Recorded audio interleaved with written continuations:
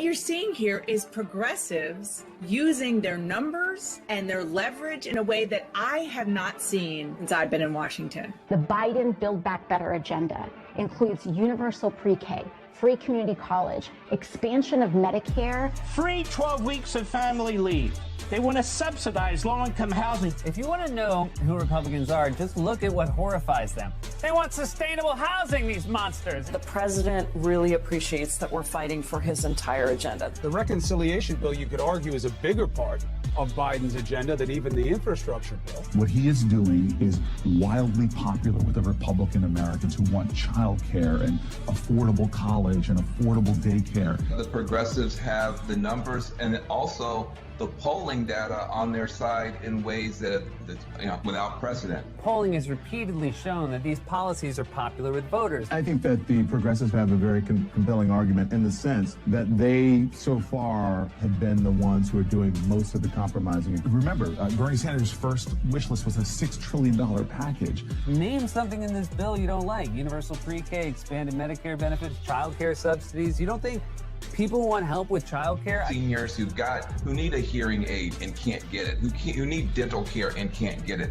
There are kids that need daycare and can't get it. We don't want to leave communities behind. We had to stand up and get the whole thing back together.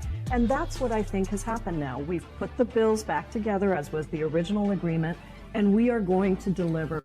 Let's also back up a little bit and make sure everybody understands. There are 100 members of the United States Senate. Unfortunately, we do not have one Republican who is prepared to take on the pharmaceutical industry, take on the private health insurance companies. Not one Republican prepared to go forward to deal with the crisis of climate.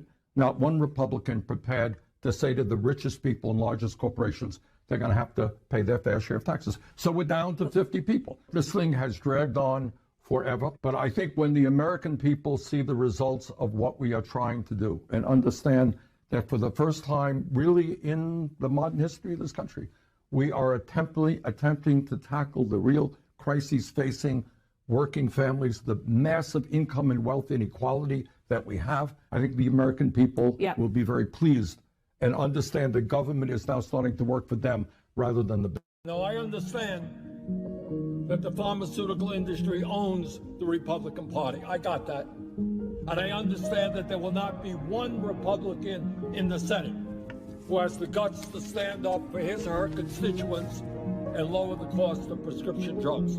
Let's be clear. Over the last 20 years, the pharmaceutical industry has spent well over $4 billion on lobbying and hundreds and hundreds of millions more on campaign contributions, trying to make sure that we do not lower the cost of prescription drugs. And that is what this struggle is about. They own the United States Congress, and that is why when you walk into a pharmacy and you find that the price of your medicine has doubled, it's because they can do anything they want to do. They write the laws. These guys, year after year, make outrageous profits. Their CEOs get extraordinary compensation benefits. And they do that by charging us by far the highest prices in the world for prescription drugs.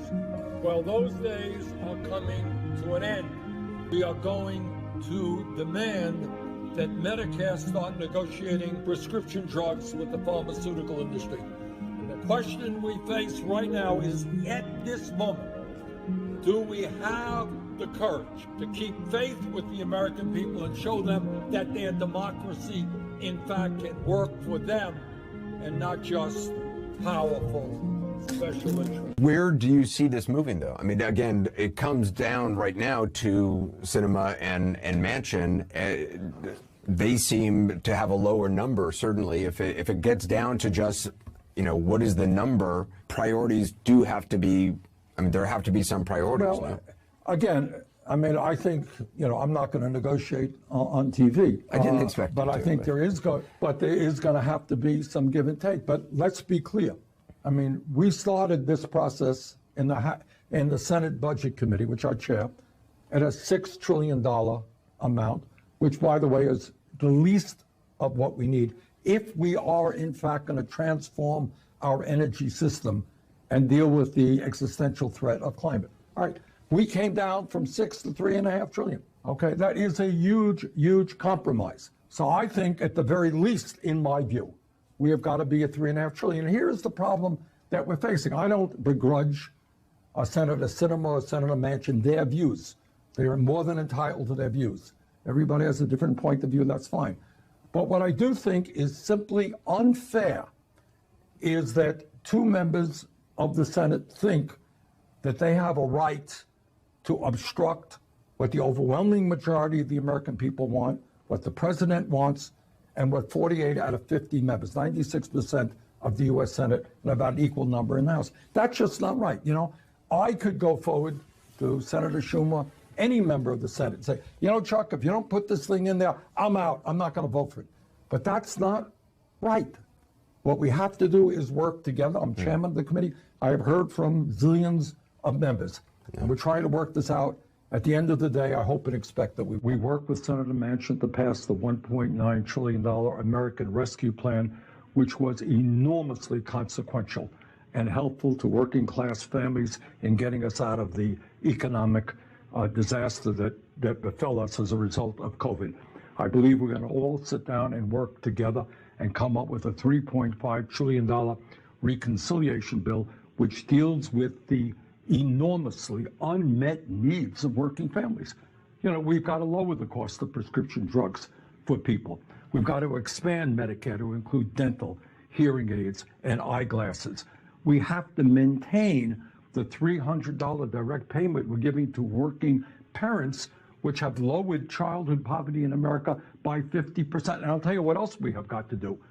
The scientists will tell us that we got a few years left before there will be irreversible harm to our planet if we do not address climate change. And the truth of the matter is, Donna, as you may know, many of us made a major compromise in going from the $6 trillion bill that we wanted, supported by the overwhelming majority of Democrats, down to 3.5. And the last point that I would make on this, I know that Senator Manchin worked very hard. Oh, it's called the Bipartisan Infrastructure Bill, $550 billion of new money to rebuild our roads and our bridges. What we have worked on is working both of those bills in tandem. They go together. And it would be a really sad state of affairs for the American people, for Congress, if both of those bills went down. There is a war being waged by corporate America against the working people of the United States. We worked through a pandemic. We gave everything we could. For them to turn around and do this is terrible for what we've given them the last 18 months. A year ago, we were heroes. Now we're zeros. Just another major American corporation trying to destroy the lives of working Americans. It's not that Kellogg's is hitting hard times. They had record cereal sales through the pandemic. They're greedy, and they don't care about quality anymore. The working class of this country deserves to earn decent wages, decent benefits, and not see their jobs go to low-wage countries. Directly before they started to bargain, they announced closing 2/3 of our plant here in Battle Creek. You know, we as Kellogg's workers, we make the cereal, we make the difference. Something very wrong in this country today when workers from one end of the country to the other are being asked to take wage concessions. If I'm working beside you on a line, you should be making the same amount of money as I have and have the same benefits. Otherwise, it's just not fair. I know how hard it is, what a difficult decision it is to go out on strike. One day longer, one day stronger, one day longer, one day stronger. The rich are getting richer and the poor are getting poorer. Workers are entitled to a decent wage. They keep trying to needle stuff away from you, little at a time, little at a time. No matter what we give, it's never enough. I commend you on your fighting back for your own rights and in fact representing the interests of all workers. You're standing up for the entire country. The reason why you're seeing all these strikes is because people are fed up. It's just corporate greed. The corporate greed. Everyone's just getting fed up with it. Thank you for what you're doing. Bring it on.